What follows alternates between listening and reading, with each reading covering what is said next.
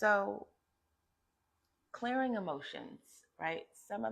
One of the steps in clearing emotions is getting over the time vested in the marriage, right? So, I speak with, quite a few women whose hang up is I spent so many years and so much energy, but let's just talk about the time aspect. I spent so many years and time and, years out of my life vested in this marriage, vested in this relationship. And now I just feel like it's a waste of time. I spent 5 years, 10 years, 15 years, 20 years in a marriage, and I am having a hard time moving forward because of the time spent. So, my question to that is really, is it the time spent, the years, that you've already vested, or is it that you feel embarrassed that you've allowed yourself to continue on in a relationship that you probably should have ended a long time ago, and now you're feeling guilty about that process of it or that part of it? Or is it really that you just felt like you've spent so many years, whether it was a good relationship or not, and it became something that um, wasn't something that you chose to hold on to, or both of you chose to hold on to at some point because it was just best for you guys to end, and now you're having a hard time letting go the years behind it. So, really figuring out which point it is, because I've spoken with both, or women on both sides of the spectrum. One, just embarrassed that their efforts didn't work out the way that they intended for it to work out, and they felt like, if I just invest this amount of time now, my reward is going to be, at the other end of this. I know I'm not happy. I know things are not the way that I would want them to be, my ideal situation. But I believe that going forward, if I just invest the time, that it will be what I want it to be eventually, once he's done going through whatever, once I'm done going through my process, it will be right. And then to get to the point where it doesn't look like it's going to pan out that way, and now you are divorcing. Now you feel as if you may have been excuse me, maybe embarrassed because you should have let go a long time ago, and now people are telling you, I told you so, or you seen the writing on the wall, you didn't want to leave. Or is it really just, hey, I've spent 15 years with this person, and that's pretty much all I know. Now, I know for me in my marriage, that's what it was for me.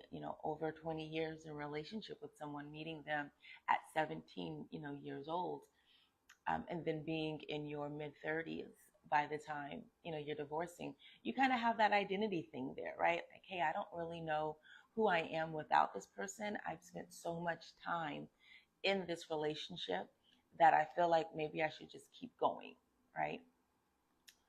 um, my advice to that, my thought process, honestly, with that is kind of that old saying, you know what? Spilled milk and a dollar spent, right? So it can't cry about the milk that's already spilled. You can't cry about the dollar that has already been spent. You can't really cry too much about the time that has already been spent, and you have to look forward to the future that you have, right? So, yes, did you spend all of that time? But what is your future going to look like from here? Do you want to continue to invest more time? Do you want to continue to invest, or do you continue to invest money in something that is failing, or into a business that is not succeeding?